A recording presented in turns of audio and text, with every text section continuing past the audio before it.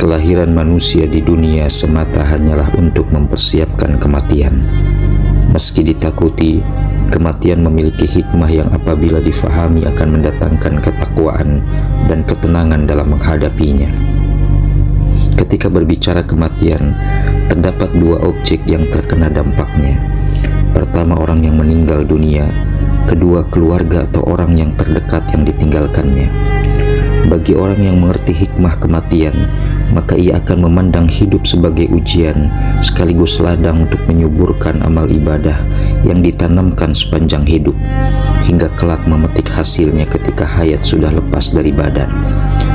Hikmah secara bahasa diartikan sebagai pelajaran, yakni kebijaksanaan yang didapat melalui belajar atau melalui ilmu yang didapat dengan mengikuti atau mengamalkannya. Sedangkan kematian di dalam Al-Quran disebut sebagai proses menuju kesempurnaan. Di dalam surah Az-Zumar ayat 42 dikatakan, kematian disebut dengan wafat yang berarti sempurna dan imsak yang berarti menahan. Ketika meninggal dunia, dikatakan bahwa Allah telah menyempurnakan jiwa manusia, yakni ketika manusia telah menyelesaikan tugasnya sebagai khalifah yang mengemban amanah sebagai wakil Allah di muka bumi dan tengah bersiap mempertanggungjawabkan amanahnya di hadapan Allah Subhanahu wa Ta'ala.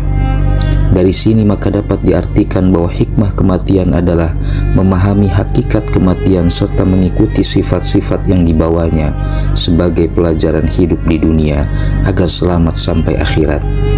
Mempelajari hikmah kematian bukan hanya untuk mempersiapkan kematian saja, tetapi juga mempersiapkan diri apabila harus dipisahkan dari keluarga atau orang-orang tercinta akibat kematian.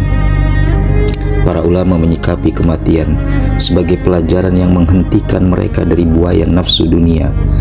Ali bin Abi Thalib radhiyallahu anhu mengatakan bahwa sebaik-baik warisan adalah ilmu dan sebaik-baik pelajaran adalah maut. Umat yang mengingat kematian baik di masa senggang atau masa sempitnya dikatakan oleh Rasulullah sebagai umat yang cerdas. Sebagaimana sabda Rasulullah ketika seorang Ansor bertanya pada beliau, mukmin manakah yang paling cerdas? Beliau bersabda, yang paling banyak mengingat kematian dan yang paling baik dalam mempersiapkan diri untuk alam berikutnya. Itulah mereka yang paling cerdas. Pada hadis yang lain Rasulullah menyebutkan kematian sebagai pemutus nikmat. Sebagaimana sabda baginda Rasulullah, perbanyaklah ingat kepada penghancur kenikmatan, yaitu kematian, karena tidaklah suatu hari datang atas kuburan melainkan kuburan itu berbicara. Disebut sebagai pemutus nikmat karena ketika maut datang menjemput, tak seorang pun dapat mencegahnya. Disitulah seluruh amal ibadah kita terputus, kecuali 3 perkara, yakni amal jariah, ilmu yang bermanfaat, dan doa anak yang soleh.